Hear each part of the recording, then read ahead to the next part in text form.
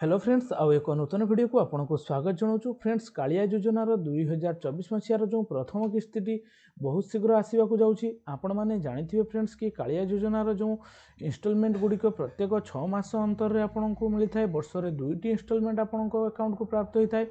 तो बहुत जल्दी कालिया योजनार एक इनस्टलमेंट चाषी खाता को क्रेडिट होगा जाऊँगी। तार डेट टी आम आपको कहबू एवं ता सहित कौ मैंने इनस्टलमेंट टी पाइपर और कौ मैंने पाइपर ना केमी निज मोबाइल किंबा कंप्यूटर से लिस्ट चेक करेंगे। सबकि डिटेल्स वीडियो जनइबी। तो वीडियो को जमार स्किप करूँ ना, फास्ट टू लास्ट पर्यंत वीडियो को देखूँ एवं वीडियोटी जदि आपको भल लगे तो आप सांग सहित शेयर करूँ एवं आम चैनल को सब्सक्राइब करूँ। तो फ्रेंड्स देरी न कली चलते स्टार्ट करिया। फ्रेंड्स आपण मैंने जानते कि कालिया योजनार इनस्टलमेंट टी 2000 टंका वर्ष को आपड़ 4000 टंका पाइपर था। तो 2024 मसीहार प्रथम किस्ती बर्तमान सुधा आसी ना।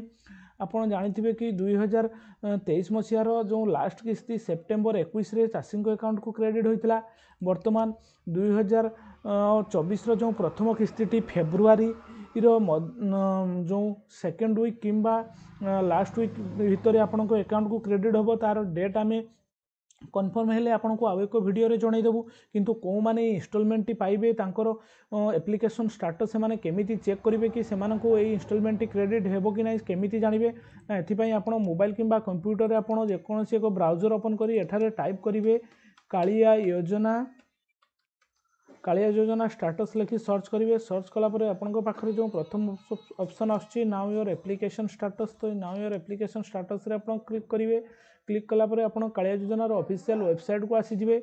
ऑफिशियल वेबसाइट को आसला पर देखो एठारे आप देखिपारे ऑनलाइन ग्रीवियंस एप्लिकेशन फॉर्म रही। तो ऑनलाइन ग्रीवियंस एप्लिकेशन फॉर्म रे क्लिक कलापर एठारे आपको ट्रैक एप्लिकेशन रो ऑप्शन आसुच्ची। तो एठारे आपणकर आधार नंबर किंबा आपणकर टोकन नंबर जदि आपणक पाखरे थिबो से टोकन नंबर किंबा आधार नंबर दे आपण एंटर करेंगे। तो एठारे आपणकर टोकन नंबर एवं आपणकर किंबा आधार नंबर टी दे आपण एई शो बटन रे क्लिक करेंगे। शो बटन रे क्लिक कला परे आपणक पाखरे आपणकर इनफॉरमेशन टी ओपन हो गला पर देखो एठारे आपणकर पर्सनल डिटेल्स रे आपणकर आधार नंबर आपणकर farmer category small marginal farmer आप देखिए फादर्स नेम एप्लिकेंट नेम एवं तांकर संपूर्ण एड्रेस टी देखिबो। तो एठारे आपण तळको स्क्रॉल डाउन कला पर एठारे आपण एलिजिबिलिटी रे देखि पारथिबे। जदि आपणकर एलिजिबल लेखा अछि तो आपणकर इनस्टॉलमेंट टी आपण पाई परिबे। ता सहित आउ एक ऑप्शन रही कि आपणकर अकाउंट रे आधार सीडिंग रही कि नहीं बा केवाईसी रही कि नहीं। देखंतु एठारे कालिया योजना पोर्टल रे मध्ये एक रनिंग होची। ऊपर देखंतु एठारे जो परवर्ती कालिया सहायता राशि एक नंबर सह संयोग थिबा बैंक अकाउंट रे प्रदान करा जिवो। तेणु आपण निजर बैंक अकाउंट को आधार सह संयोग कराई नियंतु।